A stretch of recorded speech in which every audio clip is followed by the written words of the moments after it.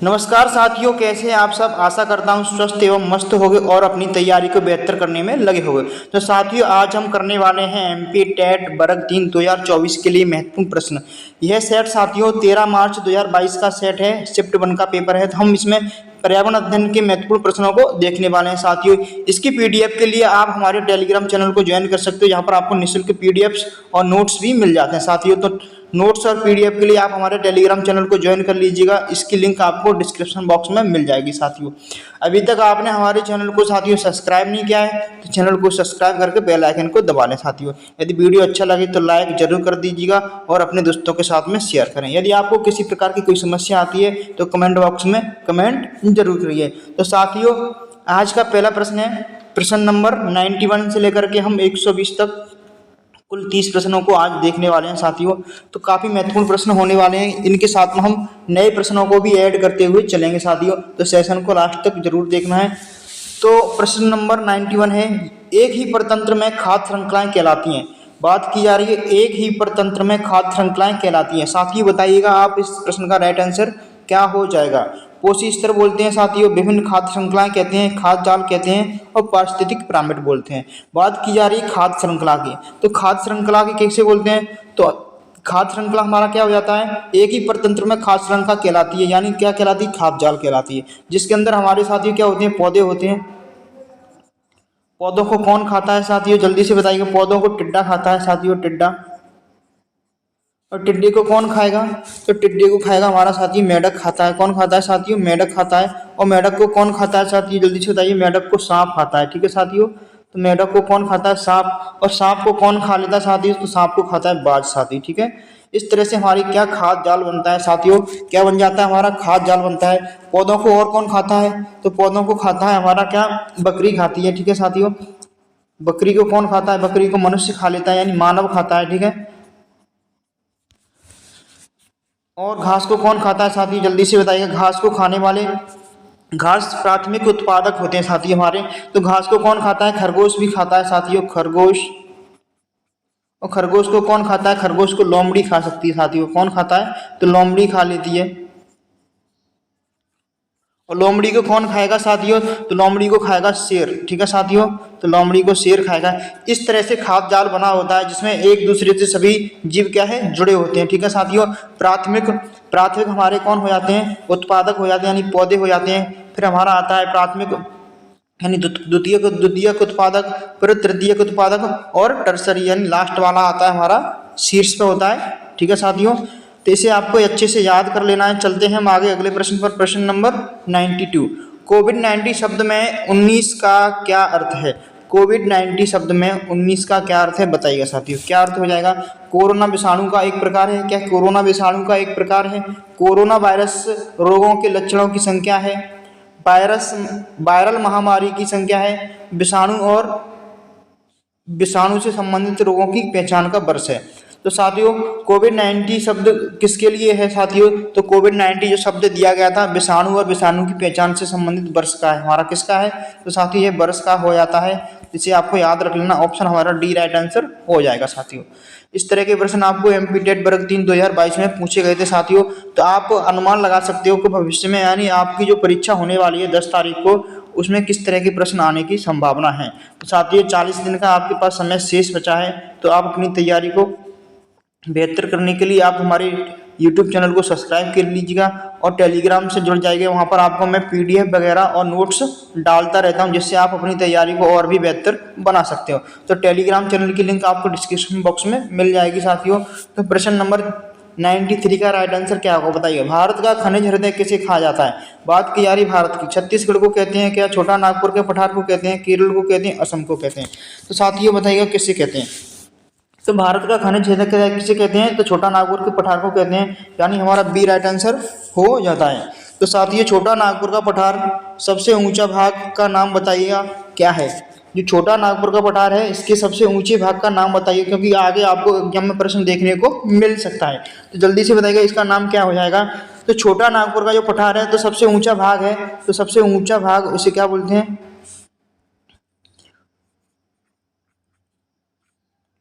ऊंचा भाग उसे क्या बोलते हैं साथियों, तो उसे बोलते हैं पारसनाथ बोलते हैं। इसे आपको याद रख लेना, ठीक है साथियों। क्या बोलते हैं, छोटा नागपुर के पठार का जो सबसे ऊंचा भाग है उसका नाम क्या है साथियों, पारसनाथ है। क्या है इसे, पारसनाथ, ठीक है। इसे बोलते हैं, क्या बोलते हैं साथियों, इसे बोलते हैं पारसनाथ, ठीक है। पारसनाथ इसका सर्वोच्च शिखर है साथियों। इसकी ऊंचाई कितनी है साथियों, तो इसकी ऊंचाई है 1366 किलोमीटर, ठीक है साथियों, 1366 किलोमीटर। इसको आपको याद रख लेना। छोटा नागपुर का पठार है, इसका शीर्ष भाग है, शीर्ष भाग को क्या कहते हैं, पारसनाथ कहते हैं। इसकी ऊंचाई कितनी है, तो 1366 किलोमीटर साथियों। आपको यह आगे एग्जाम में देखने को मिल सकता है साथियों, ठीक है।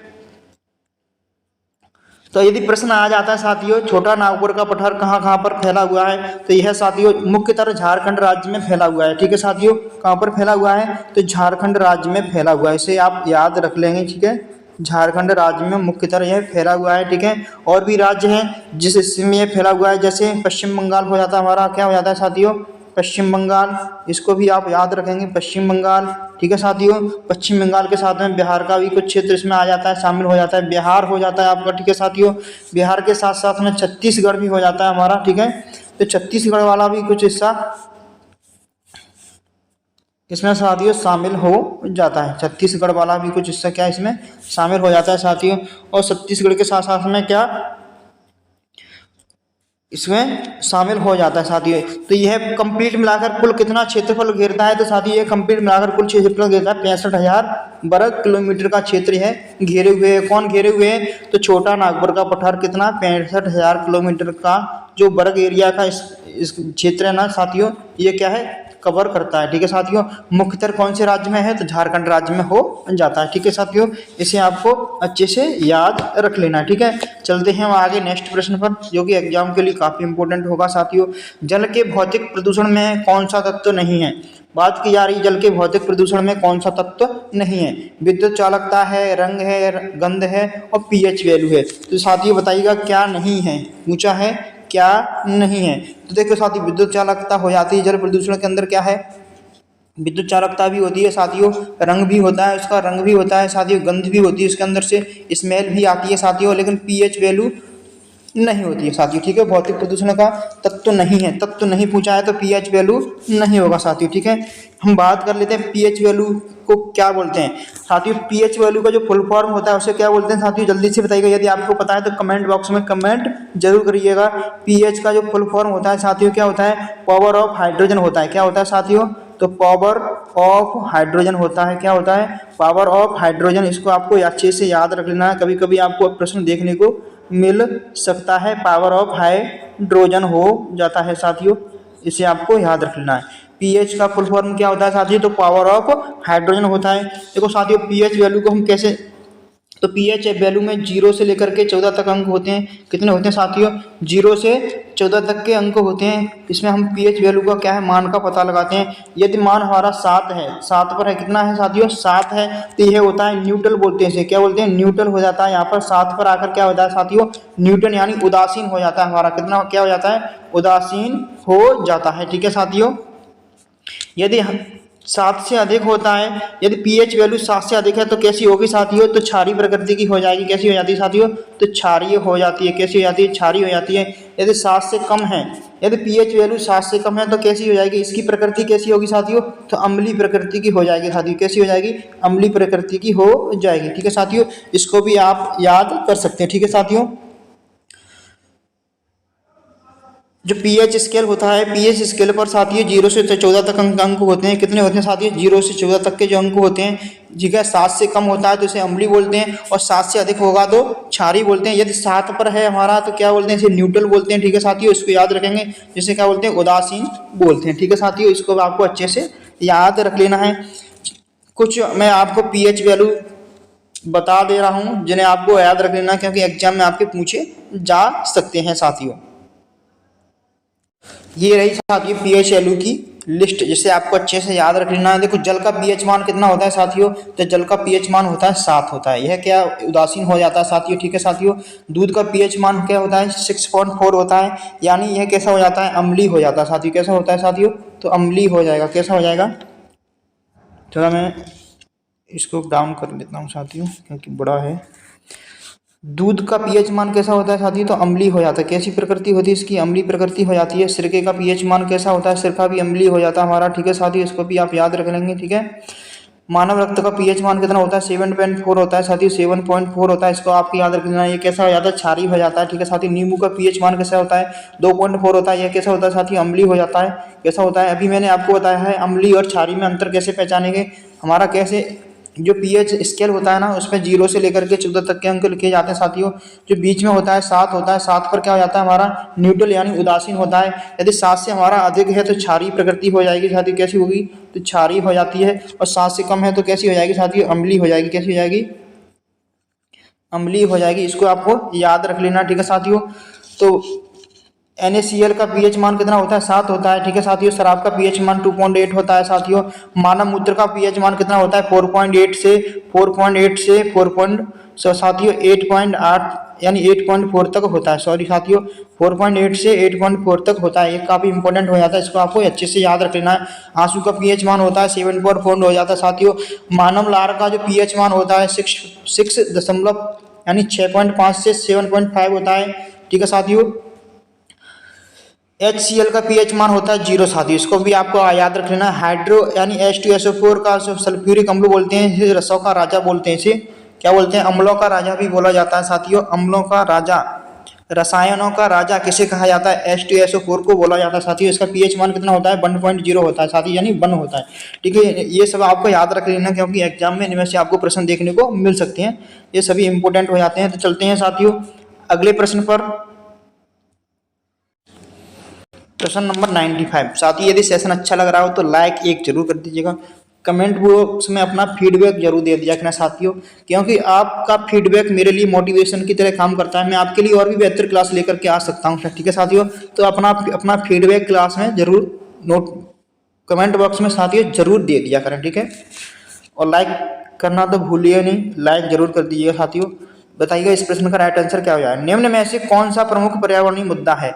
बात की जा रही है पर्यावरणीय मुद्दा, तो संसाधनों का प्रयोग करना पर्यावरणीय मुद्दा है, अर्थव्यवस्था का प्रयोग, शिक्षा का प्रयोग, रोजगार का प्रयोग। तो साथियों पर्यावरणीय मुद्दा क्या है? तो संसाधनों का प्रयोग करना क्या है? पर्यावरणीय मुद्दा है, क्योंकि संसाधन हमारे पास कैसे हैं साथियों? सीमित हैं। कैसे हैं साथियों? संसाधन हमारे पास कैसे हैं साथियों? सीमित हैं। कैसे हैं? सीमित हैं। यदि हम इनका अधिक से अधिक प्रयोग करेंगे तो ये क्या है? खत्म हो जाएंगे, नष्ट हो जाएंगे। ये क्या है? तो हमारे लिए सबसे बड़ा मुद्दा हो जाता है, ठीक है, पर्यावरणीय मुद्दा हो जाता है, यानी संसाधनों का प्रयोग। तो हमें जरूरत के अनुसार ही संसाधनों का प्रयोग करना चाहिए, जरूरत से अधिक इस्तेमाल नहीं करना चाहिए, क्योंकि पर्यावरण के लिए हमारे क्या हो सकता है? खतरा हो सकता है। यानी ए ऑप्शन हमारा क्या हो जाएगा साथियों? तो राइट आंसर हो जाता है, यानी ए ऑप्शन हमारा राइट आंसर हो जाता है। अगला प्रश्न है CBSE द्वारा निर्धारित समूह परियोजना गतिविधि एवं शक्तिशाली माध्यम है। देखो साथियों ये पेडागोजी का प्रश्न है, तो जब बताइएगा इस प्रश्न का राइट आंसर क्या हो जाएगा, ठीक है। इस तरह के पेडागोजी प्रश्न आपको देखने को मिलेंगे। CBSE की बात की जा रही है, CBSE, ठीक है साथियों। CBSE निर्धारित समूह परियोजना गतिविधि शक्तिशाली माध्यम है। तो कौन सा माध्यम शक्तिशाली है? सामाजिक भागीदारी को सुगम बनाने का, अनेकता में एकता की अवधारणा को बढ़ावा देने का, नियमित शिक्षण के कारण उत्पन्न तनाव को दूर करने के लिए, और शिक्षा के बोझ को कम करने के लिए। कौन सा हो जाएगा साथियों? तो यह बात करता है CBSE है जो गतिविधियों, किस गतिविधियों का बात कर रहा है? किन गतिविधियों की बात करता है? तो अनेकता में एकता की अवधारणा को बढ़ाने में क्या है? बढ़ावा देता है। क्या है? अनेकता में एकता, यानी सभी को क्या है? एक साथ एकत्रित करना। सभी को क्या है? एक साथ क्या करना? एकत्रित करना। किसी के साथ किसी भी प्रकार का भेदभाव नहीं होना चाहिए, यानी एकता में एकता की अवधारणा को बढ़ावा देने की बात करता है। कौन करता है? तो CBSE कर रहा है, ठीक है साथियों। इसे आपको याद कर लेना, ठीक है। चलते हैं आगे, अगला प्रश्न है प्रश्न नंबर 97। किसी आपदा के समय अपना घर खोने पर लोग कहाँ रहते हैं? मान लो कोई घटना हो जाए, आपदा आ जाए, भूकंप या बाढ़ जैसी समस्या आती है, तो आप कहाँ जाओगे? आप कहाँ जाओगे? कहाँ जाओगे? जंगल में जाओगे क्या? क्या ऐसी स्थिति में आप जंगल में जाना चाहोगे, स्कूल में जाना चाहोगे, या राहत शिविर में जाना चाहोगे, या हवाई अड्डा के पास जाओगे? बताइएगा साथियों इस प्रश्न का राइट आंसर क्या होगा। मान लो आपके सामने कोई समस्या, किसी भी तरह की परेशानी या कोई आपदा आ जाती है, बाढ़ जैसी समस्याएं हमारे भारत देश में देखने को मिलती हैं सालों साल। तो इस ऐसी स्थिति में लोग हमारे कहाँ जाते हैं? ऐसी स्थिति में लोग राहत शिविर, जो सरकार के द्वारा राहत शिविर लगाए जाते हैं, लोग वहां पर जाते हैं, ठीक है। इसका राइट आंसर हो जाएगा राहत शिविर, ठीक है। इसको याद कर लेना, ठीक है साथियों। जब भी कोई आपदा या समस्या आती है तो शासन प्रशासन द्वारा राहत शिविर लगाए जाते हैं, जिसमें इंसान क्या है? वहाँ पर ठहरता है, और वहाँ पर उनके खाने पीने की क्या है? व्यवस्था भी की जाती है साथियों। तो इसका ऑप्शन सी राइट आंसर हो गया था, ठीक है साथियों। एक लंबे समय यानी 30 वर्ष से अधिक, बात की जा रही 30 वर्ष से अधिक के लिए एक बड़े क्षेत्र में मौसम की स्थिति में बदलाव या योग को क्या कहा जाता है। बात की जा रही है मौसम की स्थिति में बदलाव, यानी लंबे समय के बाद, कितने वर्ष समय के बाद, 30 वर्ष के बाद यदि कहीं पे मौसम में परिवर्तन आता है तो उसे क्या कहते हैं। मौसम कहते हैं, मानसून कहते हैं, जलवायु कहते हैं या धूल कटोरा कहते हैं। तो बताइएगा इस प्रश्न का राइट आंसर क्या होगा। जब लंबे समय में के बाद कहीं किसी प्रकार का जो परिवर्तन देखने को मिलता है उसे बोलते हैं जलवायु परिवर्तन। क्या बोलते हैं साथियों, तो उसे बोलते हैं जलवायु परिवर्तन। क्या बोलते हैं, जलवायु परिवर्तन कहते हैं। ठीक है साथियों, तो इसे आपको याद रख लेना। बात की जाती है मौसम की, तो भारत के अंदर कितने प्रकार के मौसम होते हैं, जल्दी से बताइएगा। यदि बात मौसम की जाए तो भारत में कितने प्रकार के मौसम होते हैं साथियों, जल्दी से बताइएगा, कमेंट बॉक्स में इसका आंसर दीजिएगा। तो भारत में मौसम 6 प्रकार के होते हैं। जान लेते हैं 6 कौन कौन से प्रकार हैं, चलिए साथियों जानते हैं। तो ये रहा साथियों हमारा मौसम का चार्ट। ठीक है, इसे आपको पढ़ना है। तो भारत में कितने प्रकार के मौसम है, हमारे 6 प्रकार के मौसम है। ठीक है, परंपरागत रूप से कितने प्रकार के मौसम है, 6 प्रकार के। ठीक है, कितने प्रकार के साथियों, 6 प्रकार के मौसम होते हैं। कितने, 6 प्रकार की ऋतुएं होती हैं। कौन कौन सी, बसंत ऋतु होती है हमारी, जो चैत्र वैशाख महीने में आती है, हिंदी महीने हैं, इनको भी आप याद रख लीजिए, क्योंकि पर्यावरण के अंदर एग्जामिनर आपको फंसाना चाहेगा ना तो हिंदी महीनों को डालेगा। यदि हिंदी महीने उसने डाल दिए तो लगभग मुझे नहीं लगता कि सभी को हिंदी महीने याद भी होंगे। ठीक है साथियों, तो बसंत ऋतु चैत्र वैशाख महीने में आती है, यानी फरवरी से हमारी मार्च के बीच में आती है। ठीक है, इसे आपको याद रख लेना है। ग्रीष्म ऋतु यानी गर्मी ज्येष्ठ से आषाढ़ के बीच में आती है। ठीक है, जो मार्च जून का जो महीना होता है ना, जो भीषण गर्मी पड़ती है, उस समय लू चलती है। ठीक है, इसे ग्रीष्म ऋतु बोलते हैं, इसको आपको याद रख लेना। ठीक है, वर्षा ऋतु जो श्रावण के और भादों के महीने जो होते हैं ना, वही वर्षा ऋतु के बीच गिने जाते हैं। ठीक है साथियों, जैसे जुलाई से सितंबर के बीच में। ठीक है, ये क्या है, वर्षा ऋतु के बीच में आ जाते हैं। जुलाई से सितंबर हमारा वर्षा ऋतु हो जाता है। ठीक है साथियों, इसको आपको याद रख लेना, वर्षा ऋतु हो जाती है। शरद ऋतु यानी ठंडी। ठीक है साथियों, ये अश्विन और कार्तिक माह के बीच का जो समय होता है उसे बोलते हैं शरद ऋतु। ठीक है, ये अक्टूबर से नवंबर के बीच में चलता है हमारा। कब से कब तक चलता है, अक्टूबर से नवंबर के बीच में चलता है। इसे भी आपको याद रख लेना है और नोट कर लेना है। इसकी पीडीएफ आपको टेलीग्राम पे मिल जाएगी। ठीक है साथियों, आप जाकर वहाँ पर भी पढ़ सकते हैं। ठीक है, हेमंत ऋतु, हेमंत ऋतु के लिए जो महीना है पोष का महीना है। कौन सा है, माह यानी पोष के महीना में, यानी सितंबर से 15 दिन और जनवरी के बीच का जो महीना होता है ना, उसके बीच में जो हेमंत ऋतु बोलते हैं। क्या बोलते हैं, हेमंत ऋतु। और शिशिर ऋतु होती है हमारी कौन सी, माघ से फागुन के बीच में, यानी 16 जनवरी से हमारी फरवरी के बीच में। ठीक है साथियों, 16 जनवरी से फरवरी के बीच में। इसे आपको याद, ज़्यादा डीप में नहीं पूछेगा साथियों, पूछेगा तो महीने पूछेगा, यानी 1 2 तीनों में से आपको देखने को मिल सकता है। बसंत ऋतु कब होती है, ग्रीष्म ऋतु कब होती है और वर्षा ऋतु कब होती है। तीनों आपके कैसे हो जाते हैं साथियों, इंपॉर्टेंट हो जाते हैं, इन्हें आपको याद कर लेना है। वर्षा ऋतु हमारी जनवरी से मार्च के बीच में होती है, ग्रीष्म ऋतु मार्च या जून के बीच में होती है, और वर्षा ऋतु हमारी जुलाई से सितंबर के बीच में होती है। इन तीनों में से आपको 1 नंबर का प्रश्न देखने को साथियों मिल जाएगा। तो साथियों चलते हैं आगे, अगला नेक्स्ट प्रश्न है। आशा करता हूँ आपको अच्छे से समझ में आया होगा। यदि अच्छा लग रहा है सेशन तो लाइक साथियों जरूर कर दीजिएगा। तो साथियों अगला प्रश्न है आपके सामने, ड्रिप सिंचाई विधि का उपयोग किसके लिए किया जाता है। ड्रिप सिंचाई विधि का उपयोग किसके लिए किया जाता है, तो वर्षा जल का संचयन करने के लिए किया जाता है, जल संरक्षण के लिए किया जाता है, जल शोषण के लिए किया जाता है, उच्च बनाने की क्रिया के लिए किया जाता है। तो बताइएगा साथियों, यानी सब्लिमेशन के लिए किया जाता है। तो आपको कभी कभी ना हिंदी में कुछ समझ में ना आए तो इंग्लिश जरूर पढ़ लेना। ठीक है, सब्लिमेशन का मतलब होता है ऊर्ध्वपातन। क्या होता है साथियों, तो ऊर्ध्वपातन होता है, इसका मतलब क्या होता है, ऊर्ध्वपातन। ठीक है, इसको आपको ध्यान रखना है, ऊर्ध्वपातन होता है। ठीक है, क्योंकि हिंदी में कभी कभी ऐसी भाषा दे देते हैं जो समझ में नहीं आती इसका मतलब क्या है। ठीक है साथियों, तो ड्रिप सिंचाई विधि का उपयोग किस लिए किया जाता है, तो ड्रिप सिंचाई पद्धति होती है जिसमें क्या है, एक इस तरह की मशीन होती है, उसके ऊपर फव्वारा लगा होता है। ये क्या है, यह पानी का छिड़काव करती है दूर तक। ठीक है साथियों, तो ड्रिप सिंचाई पद्धति बोलते हैं। क्या बोलते हैं, तो मशीन होती है, उसमें क्या है इस तरह से ड्रिप सिंचाई, सॉरी साथियों, ड्रिप सिंचाई पद्धति क्या होती है मैं बता दूं।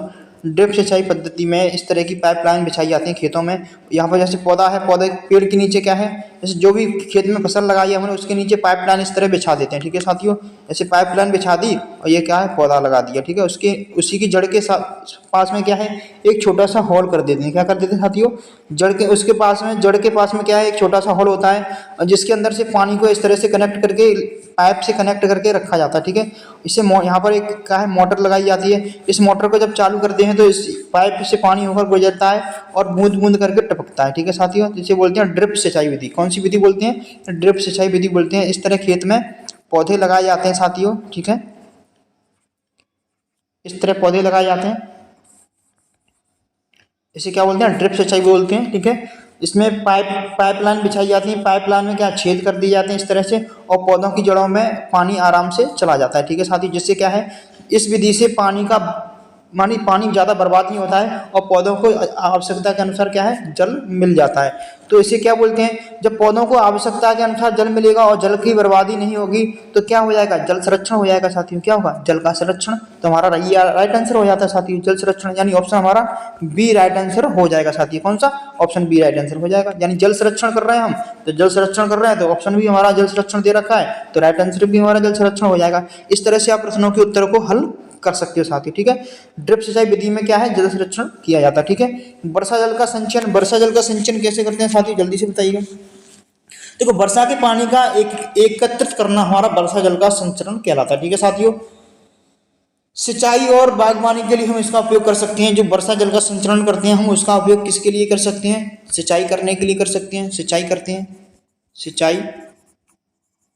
और बागवानी में भी पानी इसका इस्तेमाल कर सकते हैं, ठीक है, बागवानी, ठीक है साथियों। इसमें हम पानी का इस्तेमाल कर सकते हैं, ठीक है साथियों। जल शोधन किसे कहते हैं, जल शोधन के बारे में बात कर लेते हैं। जल शोधन, तो जल शोधन क्या है बताइएगा साथी, यदि आपको पता है तो बताइए, मैं बता देता हूँ। जल शोधन में जल से जो अवांछित पदार्थ होते हैं, जैसे रासायनिक, जैविक अशुद्धियाँ, कार्बनिक होती हैं, गैस वगैरह इसके साथ में मिली होती हैं, उन्हें क्या करते हैं, हटा दिया जाता है। उन्हें जब हटा दिया जाता है तो जल कैसा हो जाता है, शुद्ध हो जाता है। इसे क्या बोलते हैं, जल शोधन कहते हैं। इस प्रक्रिया को क्या कहते हैं, जल शोधन कहते हैं। इसको भी आपको याद रख लेना, ठीक है।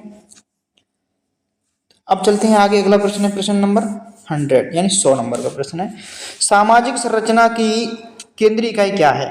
सामाजिक संरचना की केंद्रीय इकाई पूछा है साथियों। गोत्र है, क्या गोत्र हो जाएगा, गोत्र है, वंश है, परिवार है, दिए गए सही विकल्प, तो दिए गए सही विकल्प। तो सामाजिक परिवार की सामाजिक संरचना की केंद्रीय इकाई क्या है, तो ये हो जाता है हमारा परिवार। जो सामाजिक संरचना है इसकी जो इकाई है वो क्या हो जाता है साथियों, परिवार हो जाता है।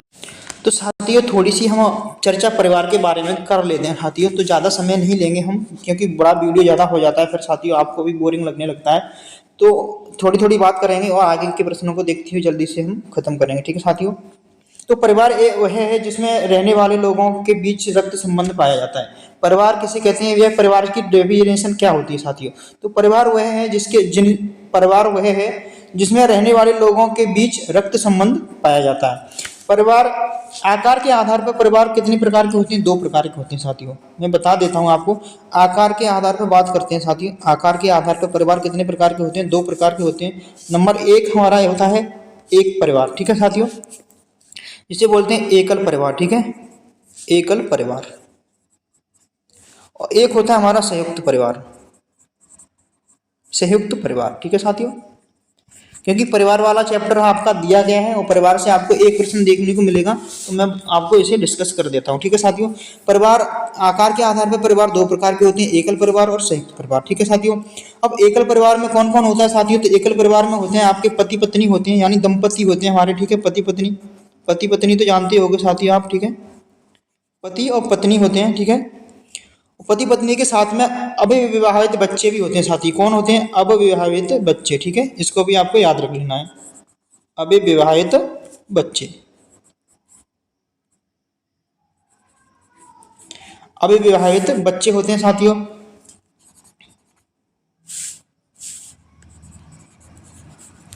अब बात करते हैं संयुक्त परिवार की। संयुक्त परिवार में 2 से 3 पीढ़ियां एक साथ रहती हैं, ठीक है साथियों। 2 से 3 पीढ़ियां एक साथ रहती हैं, ठीक है साथियों। जिसमें कौन कौन शामिल हो सकता है, आपके दादा दादी हो सकते हैं, ठीक है, दादा दादी, माता पिता, चाचा ताऊ, भाई बहन, यानी संयुक्त परिवार आपका होता है जिसके अंदर 2 से 3 पीढ़ियां साथ में रहती हैं। भाई बहन भी हो सकते हैं, दादा दादी के भाई हो सकते हैं, यानी बड़ा परिवार हो जाता है साथियों। और एकल परिवार के अंदर पति पत्नी और अविवाहित बच्चे होते हैं साथियों। आशा करता हूँ आपको यह समझ में आया होगा। यदि समझ में आया हो तो लाइक जरूर कर दीजिएगा। इनके गुण भी हैं कुछ, ठीक है साथियों, और इनके दोष भी हैं, ठीक है। और गुण दोषों को भी हमें अगले किसी वीडियो में डिस्कस कर लेंगे साथियों, इनके गुण और दोष क्या क्या है, क्योंकि ज़्यादा वीडियो लंबा होने वाला है। ऐसी कौन सी 3 चीज़ें हैं जिनमें उच्च स्तर का फाइबर होता है। बात करते हैं फाइबर की। तो ऐसी कौन सी चीज़ें जिनके उच्च स्तर का फाइबर होता है? फल, सब्जियां और साबुत अनाज हैं, बर्गर है, फ्राई है, मिल्क सेल है, सलाद है, मक्खन है, अचार है, पिज्जा है, नचोस है और सैंडविच है। कैसे कैसे नाम है साथियों? सैंडविच आपने खाई होगी। तो बताइएगा इस प्रश्न का राइट आंसर क्या हो जाएगा? देखो फाइबर किस किस के अंदर पाया जाता है? हमारा फल हो जाते हैं, फल में कई कई तरह के फल आ जाते हैं, उनमें सब में क्या है फाइबर की मात्रा पाई जाती है। सब्जियां हो जाती हैं आपकी, क्या है सब्जियां हो जाती हैं, ठीक है साथियों। साबुत अनाज हो जाते हैं यानी मोटे अनाज हो जाते हैं, जैसे गेहूं, चावल, ठीक है, इनके अंदर सब में फाइबर की मात्रा पाई जाती है। तो ऑप्शन हमारा ए राइट आंसर हो जाता है। चलते हैं आगे, अगला प्रश्न है 102। अत्यधिक शराब के सेवन करने से शरीर का कौन सा अंग विशेष रूप से प्रभावित होता है? साथियों बताइए जल्दी से, काफी अच्छा प्रश्न है। तो पेट खराब होता है, त्वचा खराब होती है, हृदय खराब होती है, यकृत। तो जो लीवर होता है ना हमारा साथियों, लीवर, तो लीवर क्या हो जाता है हमारा? खराब हो जाता है। यदि अधिक से अधिक शराब पिएंगे तो क्या है, लीवर हमारा डैमेज हो जाएगा साथी, यानी यकृत हमारा क्या हो जाता है साथी, खराब हो जाता है। तो ऑप्शन हमारा डी राइट आंसर हो जाएगा साथी। इस प्रश्न का क्या राइट आंसर हो जाएगा? तो डी राइट आंसर हो जाएगा, ठीक है साथी। चलते हैं आगे, अगला प्रश्न है 103। आंवला का मुरब्बा तैयार करने के लिए निम्नलिखित में से किस तकनीक का अपनाया जाता है? तो किस तकनीक को अपनाया जाता है? संरक्षण को अपनाया जाता है, परीक्षण, यानी परीक्षण, ये गलत दे रखा है साथियों, इसे बोलते परिरक्षण। क्या बोलते हैं साथियों? परिरक्षण, परिरक्षण, ठीक है साथियों। परिरक्षण, अपघटन और पाश्चुरीकरण, ठीक है। तो पाश्चुरीकरण किसके लिए करते हैं? दूध को क्या करते हैं, उबालते हैं, फिर उसे ठंडा करते हैं, यह क्रिया क्या कहलाती है? पाश्चुरीकरण कहलाती है साथी। हमारी अपघटन, जैसे खाद्य पदार्थों किसी भी पोषक तत्वों का क्या है, जीवाणु द्वारा नष्ट हो जाना, कवक यानी कवक शैवाल के द्वारा क्या है इस चीज का अपघटन कर देना, क्या कहलाता है? यानी डिकम्पोज करना, क्या कहलाता है? अपघटन कहलाता है। जैसे डिपो कंपोजर होते हैं हमारे, जैसे गिद्ध हो गया हमारा, ठीक है, और सूक्ष्म जीव हो जाते हैं, जो क्या है, जो पर्यावरण के अंदर हमारे जो अपशिष्ट पदार्थ हैं उनका क्या करते हैं, विघटन कर देते हैं, उन्हें नष्ट कर देते हैं, यानी खत्म कर देते हैं। ये क्या कहलाते हैं? अपघटनकर्ता कहलाते हैं, ठीक है साथियों। आंवला का मुरब्बा तैयार करने के लिए किस तकनीक का अपनाया जाता है? किस तकनीक को अपनाया जाता है साथियों? हम परिरक्षण करते हैं। परिरक्षण में क्या करते हैं साथियों? तो परिरक्षण करने के लिए हम खाद्य पदार्थों में मौलिक आकार के रूप में क्या कर देते हैं? परिवर्तन कर देते हैं, और परिवर्तन करके उन्हें विकृति से बचाए रखने के लिए, ठीक है साथियों, लंबे समय तक सुरक्षित रखने के लिए इस विधि का उपयोग किया जाता है। तो इस विधि को क्या बोलते हैं? परिरक्षण बोलते हैं। क्या बोलते हैं साथी? परिरक्षण। इस विधि के द्वारा हम किसी भी चीज को लंबे समय तक रख सकते हैं, परिरक्षण विधि के द्वारा, ठीक है। क्योंकि उसके जो खाद्य पदार्थों के मौलिक आकार में क्या करते हैं, हम परिवर्तन कर देते हैं। जो परिवर्तन करते हैं तो उसे हम क्या है, लंबे समय तक रख सकते हैं, उसका स्वाद चेंज नहीं होता, स्वाद वैसा ही रहता है साथियों, ठीक है साथियों। तो ऑप्शन हमारा कौन सा? ऑप्शन हमारा बी राइट आंसर हो जाएगा इसका, ठीक है साथियों। परिरक्षण हो जाता है, ठीक है, परिरक्षण विधि में हम करते हैं, ठीक है साथियों। अगला प्रश्न है 104। तो स्क्वायर किलोमीटर एरे टेलीस्कोप यह स्थित है, यह कहाँ पर स्थित है साथी बताइएगा। काफी इंपोर्टेंट प्रश्न है आपके सामने और काफी हाई लेवल का प्रश्न है साथियों। यह काफी हाई लेवल का प्रश्न है साथियों, ये हल्का फुल्का प्रश्न नहीं समझना इसको, काफी हाई लेवल का प्रश्न है साथियों। तो समझते हैं इसे, चलो। तो क्या ए ऑप्शन हो जाएगा, यानी भारत और संयुक्त राज्य अमेरिका के बीच स्थित है? क्या बी ऑप्शन हो जाएगा, संयुक्त राज्य अमेरिका और यूके के बीच में स्थित है? क्या सी ऑप्शन हो जाता है, अफ्रीका और ऑस्ट्रेलिया के बीच में स्थित है? और क्या डी ऑप्शन हो जाता है, ऑस्ट्रेलिया और एशिया के बीच में स्थित है? देखिए स्क्वायर किलोमीटर एस के ए क्या है, एस के ए क्या है, स्क्वायर किलोमीटर एरिया, ठीक है। ये क्या चीज है, ये क्या टेलीस्कोप है। और टेलीस्कोप क्या होता है साथियों, टेलीस्कोप एक प्रकार की क्या है, दूरबीन है। टेलीस्कोप क्या है, एक प्रकार की दूरबीन है। क्या है साथियों, एक प्रकार की खगोलीय दूरदर्शी है। खगोलीय क्या है, खगोलीय दूरदर्शी है। यह कितने किलोमीटर दूर तक देख सकती है साथियों, तो यह 3000 किलोमीटर तक देख सकती है। कितने साथियों, तो 3000 किलोमीटर। तो यह एक प्रकार की क्या है, खगोलीय दूरदर्शी है, ठीक है साथियों। तो स्क्वायर किलोमीटर एक अंतः सरकारी अंतर्राष्ट्रीय रेडियो टेलीस्कोप परियोजना है। अंतः सरकारी रेडियो स्कोप परियोजना है। ऑस्ट्रेलिया और एशिया के बीच में स्थित है। कहाँ पर स्थित है साथियों, ऑस्ट्रेलिया और एशिया के, सॉरी साथियों, यह कहाँ पर स्थित है साथियों, तो यह हमारी हो जाती है अफ्रीका और ऑस्ट्रेलिया के बीच में स्थित है। कहाँ पर स्थित है साथियों, तो अफ्रीका और ऑस्ट्रेलिया के बीच में स्थित है साथियों। इसका मुख्यालय कहाँ पर है साथियों, तो इसका मुख्यालय यूनाइटेड किंगडम यानी कहाँ पर है, ब्रिटेन में है साथियों। ब्रिटेन में इसका मुख्यालय हो जाता है। इसका कार्य क्या है, इसका कार्य है मैं बता देता हूँ साथियों, इसका कार्य है 3000 किलोमीटर तक फैले रिसीवर जो स्टेशन बनाए जाते हैं। यह एक क्या है, टेलीस्कोप है, इसे अंतरिक्ष में सेट किया गया है। जैसे 3000 किलोमीटर के एरिया में ऐसे टेलीस्कोप बनाए गए हैं, रिसीवर स्टेशन बनाए गए हैं। सॉरी साथियों, एक सेकंड। 3000 किलोमीटर की एरिया में क्या है, 3000 किलोमीटर की एरिया में इस तरह के क्या है रिसीवर स्टेशन बनाए गए हैं। ठीक है, तो रिसीवर स्टेशनों पर यह क्या करता है, तो यह क्या करता है, वहाँ से चित्रों को भेजता है। ठीक है, तो जिससे क्या है, यह 3000 किलोमीटर की रेंज में चित्रों को क्या है, रिसीव कर देता है। ठीक है साथियों,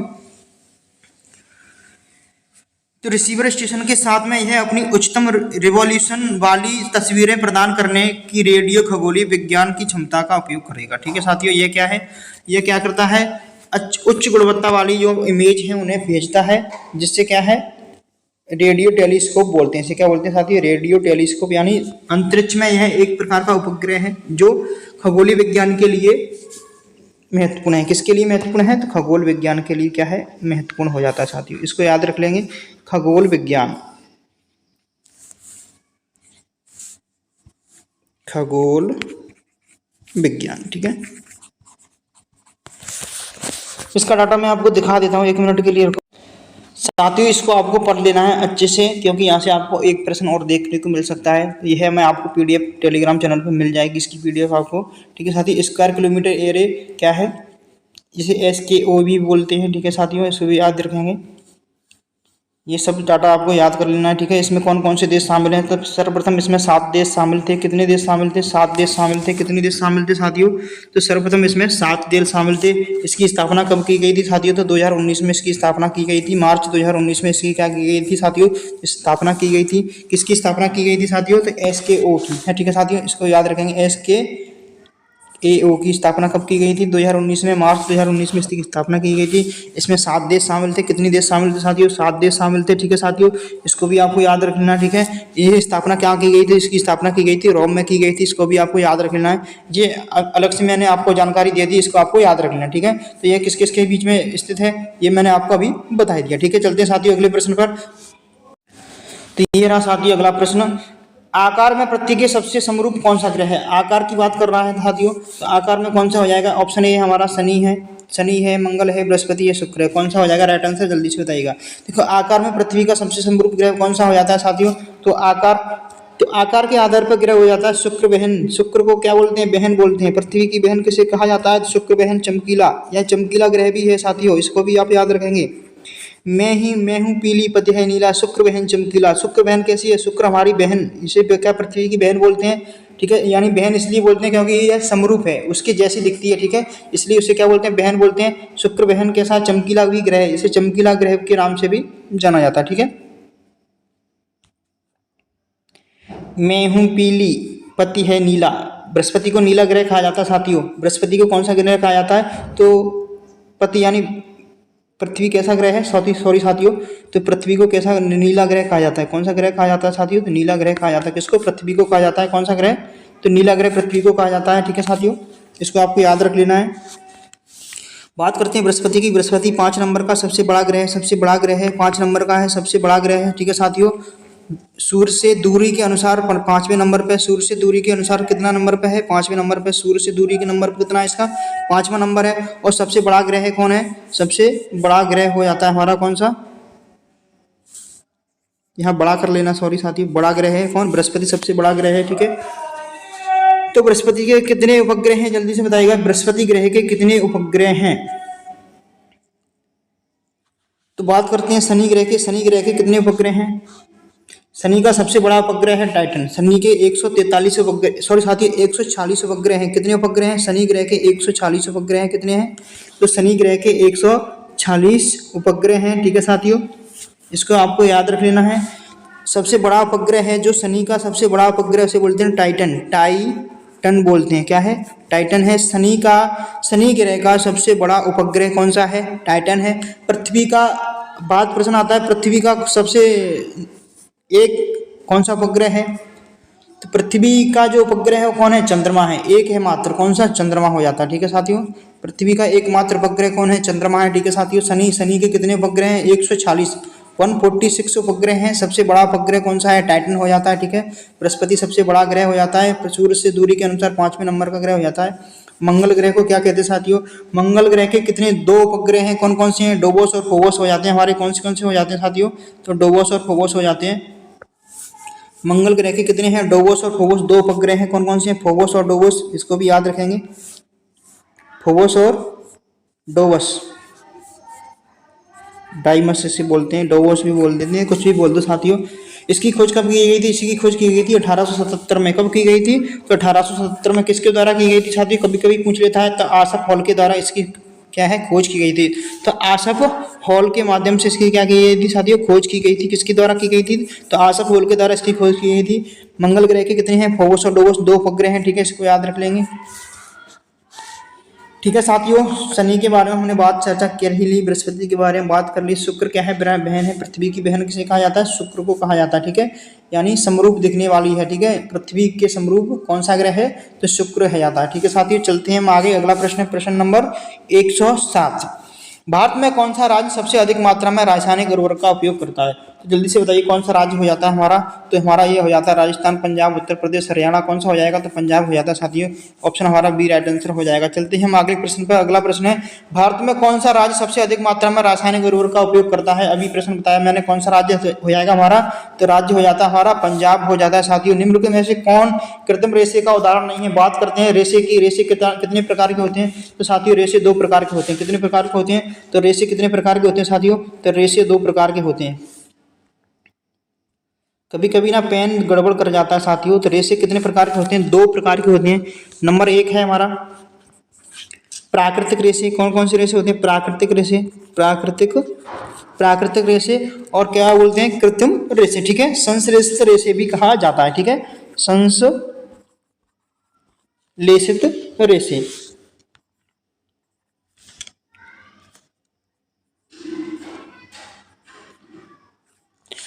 तो रेशे कितने प्रकार के हो गए साथी? 2 प्रकार के हो गए, प्राकृतिक रेशे, संश्लेषित रेशे। प्राकृतिक रेशे में कौन कौन से आ जाते हैं आपके? प्राकृतिक रेशे में आते हैं हमारे, तो बात करते हैं प्राकृतिक रेशे होते हैं हमारे, जैसे है कपास हो जाता है साथियों, ठीक है, कपास, ठीक है। भेड़ से हमें क्या प्राप्त होती है? ऊन, ठीक है। तो भेड़ से प्राप्त होती है ऊन, ऊन हो जाती है, ठीक है। ये पशु रेशा है, ठीक है, पशु से प्राप्त होने जाता है। रेशम हो जाता है हमारा। रेशम कहाँ से प्राप्त होता है साथी? तो रेशम के कीड़े से प्राप्त होता है, इसको भी याद रखेंगे। नारियल की भूसी, नारियल की जो भूसी होती है उससे भी हमें क्या रेशे प्राप्त होते हैं, जिसे बोलते हैं नारियल की भूसी। ये प्राकृतिक रेशे हैं साथियों, ठीक है, इसे आपको याद रख लेना है।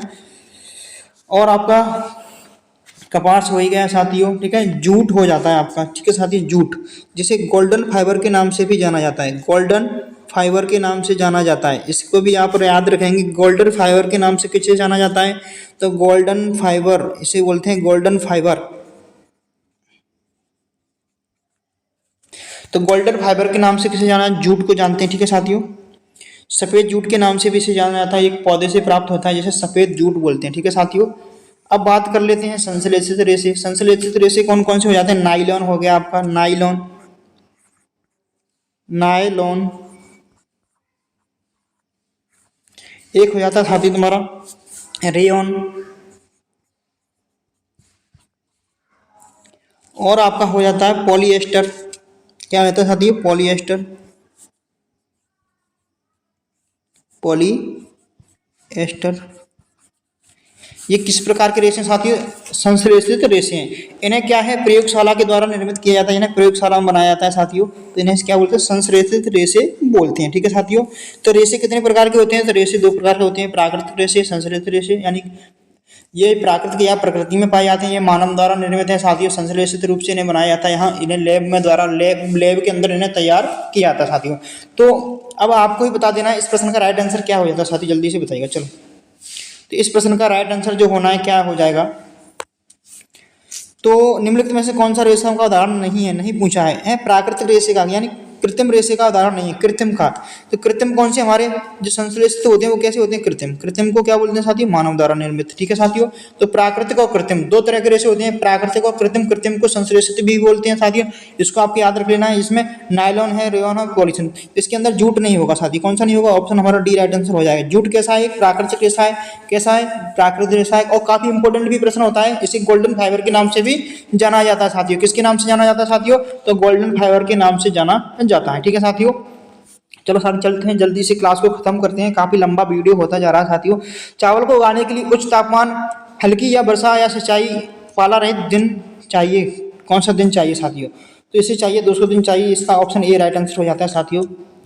यदि आप एंड तक क्लास को देखते हो, यदि आपको क्लास में इंटरेस्ट आता है तो कमेंट बॉक्स में जरूर बताइएगा। भले ही आपके लिए लंबी क्लास हो जाए, जितनी भी लंबी हो जाए, आपको कोई दिक्कत ना आए, तो मैं क्लास को लंबा करता जाऊंगा और संपूर्ण विश्लेषण के साथ में समझाता हुआ जाऊंगा। यदि आप चाहते हो भले ही क्लास लंबी हो जाए लेकिन संपूर्ण विश्लेषण होना चाहिए साथियों, तो कमेंट बॉक्स में कमेंट जरूर कर दीजिएगा, ठीक है। नहीं तो जैसे मुझे लगता है कि क्लास लंबी होने वाली है, तो साथियों मैं फिर लास्ट में क्या है, प्रश्नों के उत्तर बता करके आगे बढ़ जाता हूँ, ठीक है साथियों।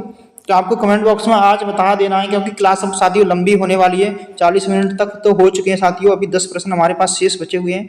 तो आपको कमेंट बॉक्स में इस बात को मुझे मेंशन कर देना है साथियों, यानी बता देना है मुझे, ठीक है, जिससे मैं आपके लिए आगे अगली क्लास होने वाली होगी उसमें आपको संपूर्ण विश्लेषण के साथ ही क्लास को खत्म करूंगा, ठीक है साथियों। तो बताइएगा इस प्रश्न का राइट आंसर क्या होगा। चावल में उगाया जाता है, चावल किस में उगाया जाता है, ठीक है बताओ। चावल में उगाया जाता है तो उत्तर और उत्तरी पूर्वी मैदान में, भारत में तटीय क्षेत्रों में कहाँ पर उगाया जाता है साथियों। इस प्रश्न का राइट आंसर क्या हो जाएगा, तो ओनली 1 हुआ है, ओनली 2 है, ओनली 1 और 2 हो जाएगा, केवल 1 और 2, यानी ना तो 1 है ना ही 2 है साथियों। तो चावल है, इसे उत्तर और उत्तरी पूर्वी भारत के मैदानों में उगाया जाता है, ठीक है। भारत के तटीय क्षेत्रों में भी इसको उगाया जाता है, इसको आपको याद रख लेना, क्योंकि रिपीटेड फिर से प्रश्न मिल सकता है आपको, यानी 1 और 2 दोनों इसके राइट आंसर हो जाते हैं साथियों, ठीक है। निम्नलिखित में से कौन सा दिन 1 जून को मनाया जाता है, तो कौन सा दिन 1 जून को मनाया जाता है साथी, जल्दी से बताइएगा। विश्व एड्स दिवस कब मनाया जाता है, विश्व दूध दिवस कब मनाया जाता है, विश्व पर्यावरण दिवस कब मनाया जाता है, विश्व फोटोग्राफी का दिवस कब मनाया जाता है। बात की जाती है 1 जून, तो 1 जून को हम क्या मनाते हैं, विश्व दुग्ध दिवस मनाते हैं। तो साथियों किस तरह का प्रश्न पूछा गया है, तो आपको जो इम्पोर्टेंट प्रश्न है वो कम पूछे जा रहे हैं, और जो प्रश्न एक भी बार नहीं पूछे गए वो पूछे जा रहे हैं। तो आपको विश्व जो दिवस होते हैं ना, उन दिवसों को सभी को याद कर लेना है। मैं इसकी पीडीएफ आपको टेलीग्राम पर दे दूंगा, वहां पर भी आप इसको याद कर सकते हो, अलग से पीडीएफ मिल जाएगी उसकी, ठीक है। तो 1 जून को कौन मनाया जाता है, विश्व दूध दिवस मनाया जाता है, यानी विश्व वर्ल्ड मिल्क डे मनाया जाता है, ठीक है। यानी कब मनाया जाता है, ये 1 जून को मनाया जाता है। बात की जाती है विश्व एड्स दिवस, एड्स दिवस कब मनाया जाता है साथियों, तो ये मनाया जाता है 1 दिसंबर को, ठीक है। इसको याद रख लेना साथियों, 1 दिसंबर को मनाया जाता है, ठीक है साथियों। विश्व पर्यावरण दिवस कब मनाए जाते हैं, 5 जून को मनाया जाता है, ठीक है साथियों, इसको भी याद रख लेना। विश्व फोटोग्राफी दिवस कब मनाते हैं, तो 19 अगस्त को मनाते हैं, ठीक है साथियों, इसको भी आपको याद रख लेना, ठीक है। 19 अगस्त को मनाते हैं, ठीक है, विश्व फोटोग्राफी। चलते हैं आगे, अगला प्रश्न है प्रश्न नंबर 13, 113 सवाल। निम्नलिखित कथनों पर विचार करें। परियोजना कार्य की समस्या और उद्देश्यों का कथन। परियोजना टीम को दीक्षित करना, मेल जोल बढ़ाना सॉरी साथियों, भूमिकाओं का निर्वाह सॉरी साथियों, भूमिकाएं एवं कार्य बांटना। तो इस प्रश्न का राइट आंसर क्या हो जाएगा, तो क्रिया पूर्व अवस्था है, क्रिया अवस्था है साथियों, कटी उत्तर अवस्था है और बाद की अवस्था है। तो क्रिया उत्तर अवस्था है, कौन सी अवस्था हो जाती है साथियों, जल्दी से बताइएगा। तो परियोजना कार्य की समस्याओं का उद्देश्य कथन है, कैसा है, क्रिया पूर्व की अवस्था है, कैसी है। जब भी हम परियोजना बनाते हैं साथियों, जैसे हम क्लास लेने जा रहे हैं, ठीक है, जैसे मैंने क्लास जो मैं आपको ये वीडियो ले रहा हूँ, इसके लिए मैंने क्या है, परियोजना पहले से बनाई, ठीक है, पाठ योजना का तैयार किया, यानी क्रिया पूर्व की अवस्था है। क्या है ये, इसे क्या बोलते हैं साथियों, तो क्रिया मैं अभी कर रहा हूँ, लेकिन इससे मैंने पूर्व क्या है, इसकी पाठ योजना को तैयार किया है, यानी परियोजना को तैयार किया है। तो परियोजना बनाने के लिए क्या किया मैंने, क्रिया की पूर्व की अवस्था है। यह क्या है, क्रिया की पूर्व की यानी पहले की अवस्था है, ठीक है। क्रिया तो मैं अभी कर रहा हूं ना, इससे पहले मैंने जो कार्य किया है वो क्या है, पहले की अवस्था है, इसे बोलते हैं क्रिया पूर्व की अवस्था, ठीक है साथियों। यानी ऑप्शन हमारा ए राइट आंसर हो जाता है।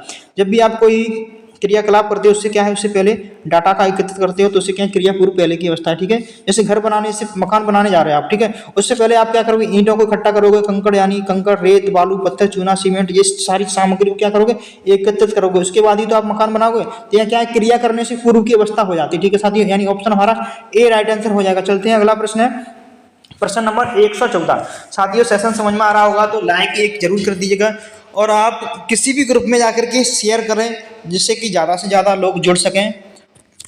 और अभी तक सब्सक्राइब नहीं किया है, सब्सक्राइब जरूर कर लीजिए, क्योंकि साथियों आपको पता होगा मेरे सब्सक्राइबर बहुत कम है, क्योंकि मुझे ज़्यादा दिन नहीं हुआ है, लगभग 1 मंथ ही स्टार्ट हुआ है यूट्यूब पर। मुझे यूट्यूब पर क्लास डालते डालते एक मंथ हुआ है साथियों। तो ज़्यादा से ज़्यादा लोगों से संपर्क बनाएं और हमारे चैनल को सब्सक्राइब करवाएं साथियों। जितना अधिक सब्सक्राइबर बढ़ जाएंगे तो उससे क्या है, मैं आपके लिए और भी बेहतर क्लास लेकर आने वाला हूं साथियों। तो मुझे भी उससे क्या है, थोड़ा अच्छा महसूस होता है, तो मुझे भी काम करने में क्या है, थोड़ा मन लग जाता है मेरा भी। तो ज़्यादा से ज़्यादा लोगों से सब्सक्राइब करवाएं साथियों, ठीक है साथियों। चलते हैं, इस प्रश्न का राइट आंसर क्या हो जाएगा बताइएगा।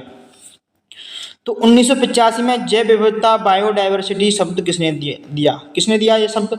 तो वाल्टर जी रोयसन ने दिया। किसने दिया? ए जी, जिसे बोलते हैं ए जी रोजन बोलते हैं, इसको भी याद रख लेंगे, कभी कभी आपको ऐसे देखने को मिल सकता है साथियों, ए जी रोजरेजन, ठीक है साथियों, ऐसे आपको देखने को मिल सकता है, ठीक है। यानी ऑप्शन हमारा ए राइट आंसर हो जाएगा।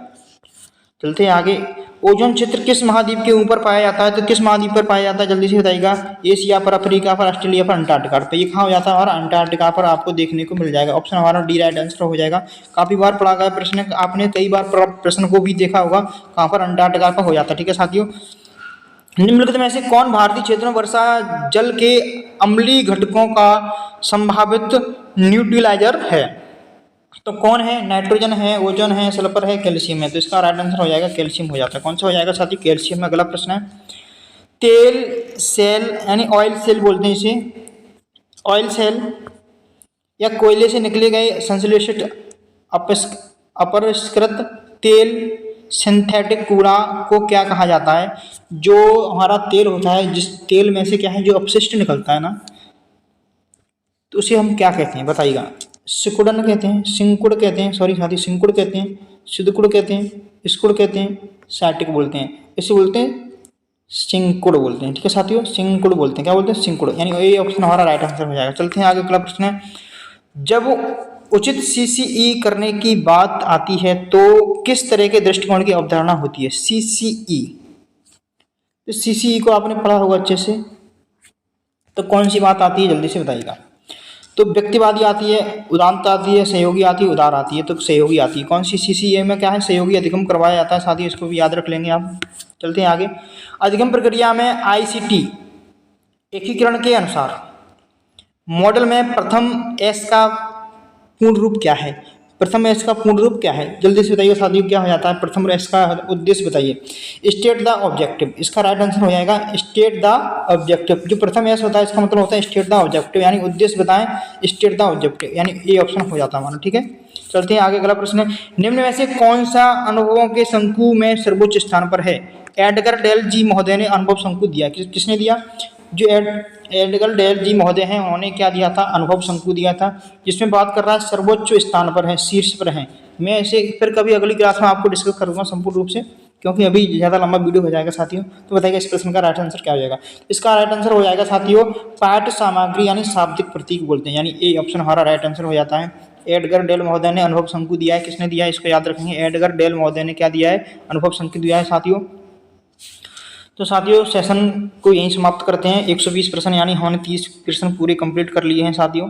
सेशन कैसा लगा कमेंट बॉक्स में जरूर बताइएगा। यदि सेशन लगा हो, अच्छा लगा हो तो अपने दोस्तों के साथ शेयर कर दीजिए साथियों।